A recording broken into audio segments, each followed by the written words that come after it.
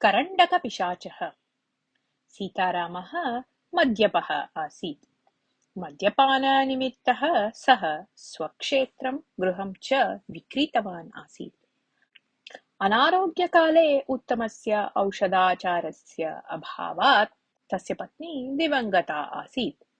स्वस्य एकमात्रा पुत्रं राजीवं भूस्वामिनः गृहे दासत्वेन नियोजितवान् आसीत् सीतारामः। भूस्वामी सीतारामाय मद्यपानार्थं प्रतिदिनं धनं ददाति स्म। एकदा सीतारामः अपि दिवङ्गतः। राजीवः पितुः अन्यक्रियां समाप्य भूस्वामिनः समीपं गत्वा, स्वामी, एतावत्पर्यन्तं भवता कृतं साहाय्यं सर्वदा अहं स्मरामि। मम मातापितरौ दिवङ्गतौ। इदानीम् अहम् अनाथः अस्मि। अतः इतः परम् अहम् अत्र न तिष्ठामि। यत्र कुत्रापि अज्ञातं स्थलं ज्ञात्वा जीवनं करिष्यामि इति उक्तवान्। तदा भूस्वामी करुणामयी इव नटनं कुर्वन्, भवतः दुःखम् अहम् अवगन्तुं शक्नोमि, परन्तु मम परिस्थितिम् अपि भवान् अवगच्छतु। भवतः पिता मद्यपानार्थं यत् धनं मत्तः स्वीकृतवान् आसीत्, तस्य ऋणस्य प्रत्यर्पणम् इतोपि न जातम्। अतः ऋणपरिहारविषये भवान् चिन्तयतु इति राजीवम् उक्तवान्। तर्हि मया किं करणीयम् इति राजीवः भूस्वामिनं पृष्टवान्। भवतः पित्रा दासत्वेन भवान् अत्र स्थापितः अस्ति, परन्तु अहं तथा भवन्तं न पश्यामि। प्रतिदिनं भोजनद्वयं दास्यामि। गृहकार्यं सर्वं करोतु, अन्यथा मया उच्यमानं कार्यत्रयं समाप्य भवान् स्वतन्त्रः भवतु इति उक्तवान् भूस्वामी। तानि कार्याणि कानि इति पृष्टवान् राजीवः। ग्रामात् बहिः पर्वतसमीपे मम काचित् भूमिः अस्ति। तां कोऽपि न क्रीणाति, यतः सा ऊषरभूमिः। ऊषरताकारणतः मम कोऽपि आयः अपि नास्ति। तस्यां भूमौ भवता कृषिं कृत्वा सस्यसमृद्धिः प्रदर्शनीया। एतत् प्रथमं कार्यम् इति उक्तवान् भूस्वामी। एतत् श्रुत्वा राजीवः भूस्वामिनम् उक्तवान्, ऊषरभूमौ कथं सस्यानि वर्धयितुं शक्यानि? एतादृशम् असाध्यं कार्यं न वक्तव्यं भवता इति। परिश्रमं यः करोति सः सर्वं साधयितुं शक्नुयात् एव, किन्तु एतद्विषये अहम् अनुरोधं न करोमि। भवान् स्वस्य स्वातन्त्र्यम् इच्छति चेत् मया उक्तं करोतु इति उक्तवान् भूस्वामी। अनन्यगतिकः राजीवः एतत् कार्यम् अङ्गीकृतवान्। कानिचन दिनानि क्षेत्रे कष्टेन कार्यं कृतवान् च। एकस्मिन् दिने क्षेत्रे खननसमये झण् इति शब्दः श्रुतः राजीवेन। आश्चर्यम् अनुभवन् राजीवः इतोपि खननं यदा कृतवान्, तदा तत्र एकः करण्डकः लब्धः। यदा सः उद्घाटितः तदा तस्मात् धूमः बहिः आगतः। अनुक्षणम् एव सः धूमः भूतकारं प्राप्य, भवतः आवश्यकतां वदतु, अहं पूरयिष्यामि इति अवदत्। तस्मात् आश्चर्यचकितः राजीवः, भवान् कः? भवान् मम अपेक्षां किमर्थं पूरयिष्यति इति पृष्टवान्। अहं करण्डकपिशाचः अस्मि। एतस्य करण्डकस्य अद्भुतशक्तिः अस्ति। एतस्याः शक्तेः द्वारा अहं सज्जनानां साहाय्यं करोमि इति उक्तवान् सः पिशाचः। अहं सज्जनः इति भवान् कथं जानाति इति इतोपि आश्चर्येण पृष्टवान् राजीवः। तदा पिशाचः, मया पूर्वमेव उक्तं यत् एतस्य करण्डकस्य अद्भुतशक्तिः अस्ति इति। सज्जनाः यदा एतं स्पृशन्ति तदा सा शक्तिः मां जागरयति इति उक्तवान्। भवान् एतं करण्डकं कथं प्रविष्टवान् इति पृष्टवान् राजीवः। एतादृशी जिज्ञासा भवतः किमर्थम्? भवान् मम साहाय्यं स्वीकृत्य सुखेन जीवतु इति राजीवम् उक्तवान् पिशाचः। राजीवः क्षणं यावत् विचिन्त्य, तर्हि भवान् शृणोतु, अहं कस्यचित् दासः अस्मि। स्वतन्त्रः भवितुम् अत्यन्तं कष्टम् अनुभवन् अस्मि। भवान् अपि एतस्य करण्डकस्य दासः स्यात् इति संशयेन मया तथा पृष्टम्। मम कष्टपरिहाराय अन्यस्मै कष्टदानम् अहं न इच्छामि इति उक्तवान्। वस्तुतः भवान् सज्जनः, अतः मम कथां श्रावयामि, शृणोतु तावत् इति वदन् कथाम् आरब्धवान् पिशाचः। पूर्वं रामनगरे धनञ्जयः नाम कश्चित् वणिक् आसीत्। सः अत्यन्तं दुष्टः, स्वार्थी च आसीत्। सहोदराणां सम्पत्तिम् अपि स्वयम् एव स्वीकृत्य तान् सर्वान् गृहात् बहिः प्रेषितवान् आसीत् सः। स्वस्य प्रियमित्रं जयदेवम् अपि वञ्चयित्वा तम् अपि ग्रामात् बहिः प्रेषितवान् आसीत् सः। जयदेवः अरण्यं गत्वा तपः कृत्वा अगोचरशक्तिं सम्पाद्य नगरम् आगतवान्। अनन्तरं तेन धनञ्जयः मिलितः। तदा सः तम् उक्तवान्, भवान् अधिकं पापं कृतवान्। तेभ्यः मुक्तिं प्राप्तुं निर्धनेभ्यः सम्पत्तिं दानरूपेण ददातु इति। धनञ्जयः तथैव भवतु इति उक्तवान्। सः सम्पत्तिं सर्वान् बान्धवेभ्यः एव दत्त्वा अनन्तरं प्रत्यर्पणीयम् इति रहसि सन्धिं कृतवान् आसीत्। जयदेवः धनञ्जयस्य पुरतः एकं करण्डकं स्थापयित्वा, एतस्मिन् अद्भुतशक्तिः अस्ति। शुद्धमनसा एतं स्पृशति चेत् भवतः पापानि नष्टानि भविष्यन्ति। ततः आवाम् उभौ अपि अरण्यं गत्वा शेषजीवनं सुखेन यापयाव इति उक्तवान्।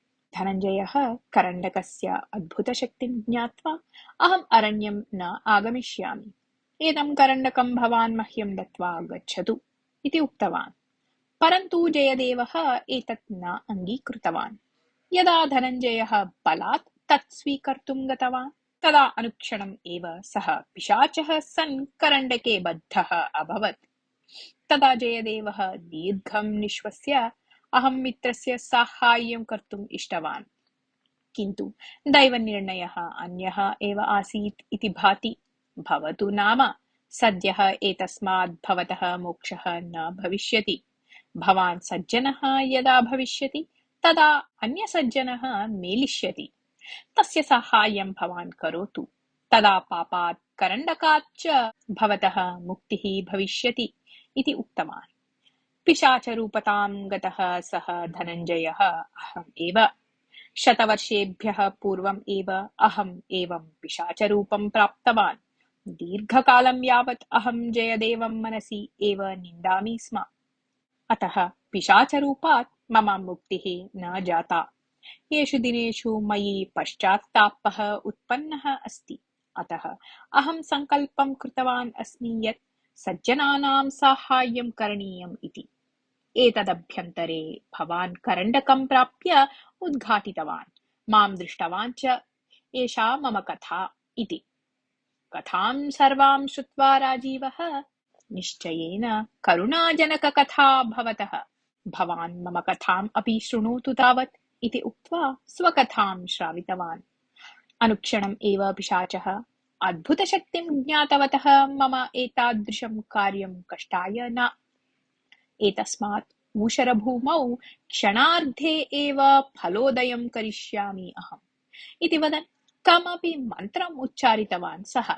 अल्पे एव समये तत्र व्रीहिसस्यानि वर्धितानि। इदानीं मया किं करणीयम् इति राजीवः पिशाचं पृष्टवान्। मम विषयं स्वामिनं मा वदतु। अहं करण्डके अत्रैव भवामि। भवान् स्वामिनः समीपं गत्वा अन्यत् कार्यद्वयं ज्ञात्वा आगच्छतु इति उक्तवान् पिशाचः। राजीवः भूस्वामिनः समीपं गत्वा ऊषरभूमौ व्रीहवर्धनं जातम् इति उक्तवान्। तदा भूस्वामी आश्चर्येण कुतूहलेन च क्षेत्रं प्रति प्रस्थितवान्। तेन सह तस्य पुत्री सावित्री अपि प्रस्थिता। उभौ अपि सस्यसमृद्धं क्षेत्रं दृष्ट्वा आश्चर्यचकितौ। द्वितीयं कार्यं वदतु तावत् इति भूस्वामिनम् उक्तवान् राजीवः। भवान् सामान्यः न। एतां भूमिं फलवतीं कर्तुं कानिचन वर्षाणि आवश्यकानि।